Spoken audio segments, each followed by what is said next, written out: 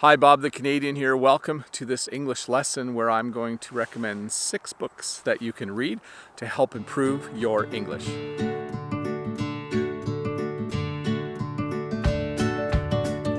Well, hey, welcome to this video where I'm going to give you 6 recommendations for books that you can read to improve your English. But before we get started, if you are new to these English lessons, please click that red subscribe button below and give me a thumbs up at some point during this video if it's helping you learn English.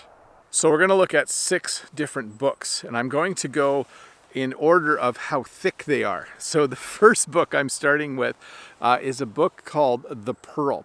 I'm going to hide behind the book so the camera focuses on it for a second. The Pearl is a really good book about what happens when someone encounters something of great wealth in their life. It's a book by John Steinbeck. It is a classic, and it's a book that high school students regularly read in Canada. It is a total of 88 pages long, so not a super long book in that sense, and I think a really good book for you to read to learn just a little bit of English. I've recommended this book to some of you, and some of you have responded by telling me that this was a great story to read. It's called The Pearl. A pearl is something that you find inside of an oyster, and it has great value. So I don't want to give you too much information about the book, but this is my first recommendation of a book that you could read. My second recommendation is a book called The Lion, the Witch, and the Wardrobe. And this is a book by C.S. Lewis. This is what we would call a fantasy book. So it takes place in a fictional world. And it is a really good book to read because, first of all, once again, it's thin. It's a little bit thicker than The Pearl. It is a total of, let me see here, 188 pages. But I read this story as a kid. So it's not a simple book, but it is easy to understand. So this is my second recommendation. If you read this book or if you choose this book, you will want to be someone who enjoys stories that are about the fantasy world or a fantasy world. This takes place in a land called Narnia, and it tells a story of some children who find their way from our world into this fantasy world. It's a great book, The Lion, the Witch, and the Wardrobe by C.S. Lewis. I think you'll enjoy it.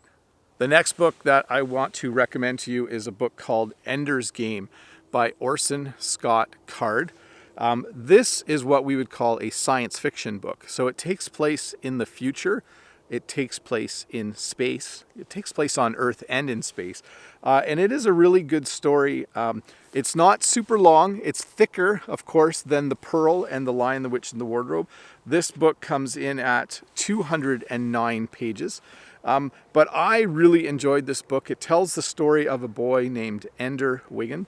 And he goes to a school where he learns to be a soldier in the future. I don't want to say too much about this story, but I really enjoyed this book when I read it as a kid.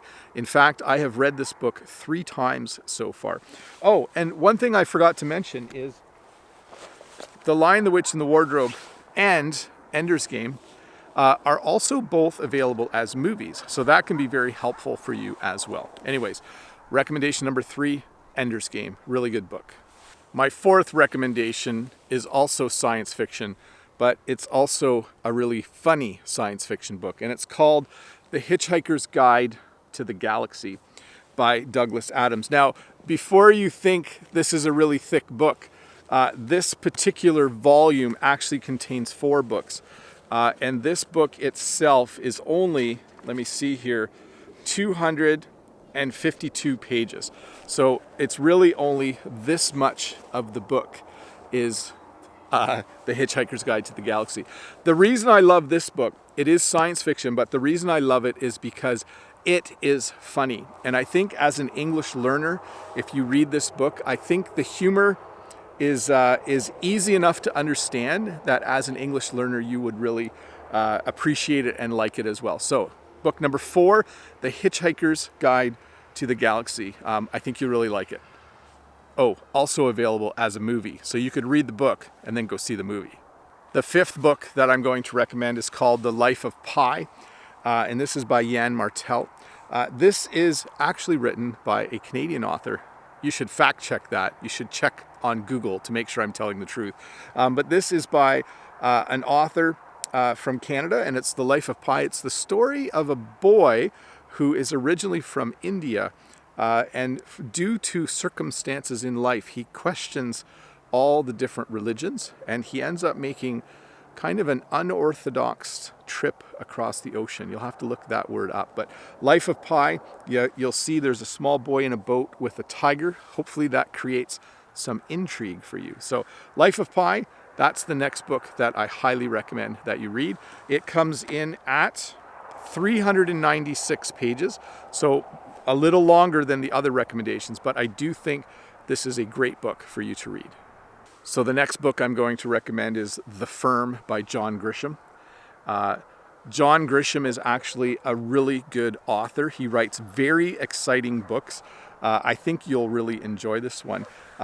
And when you're done reading it, there is also a movie of the same name. So that's a really cool thing about most of the books I've recommended. There is usually a movie that you can watch after you read it. But The Firm is an exciting story. It's a story about a lawyer, and if you like stories about the law, if you like stories about lawyers, I think you will really, really enjoy this one as well. It was a very exciting book for me to read. In fact, I have read almost all of John Grisham's books because this was one of the first ones I read, and it was very exciting. So I think you will enjoy it. Well, hey, Bob the Canadian here. That was 6 books that you can read to help improve your English. I'm sorry about the dog barking in the background. I assure you it's not Oscar, but the neighbor's dog seems to be a little bit upset. Maybe the dog doesn't like that I'm recommending that you read books to help you learn English. Anyways, Bob the Canadian here. Thank you so much for watching this video. Please hit that subscribe button if you are new here, and give me a thumbs up if this video helped you learn just a little bit of English. Have a great day.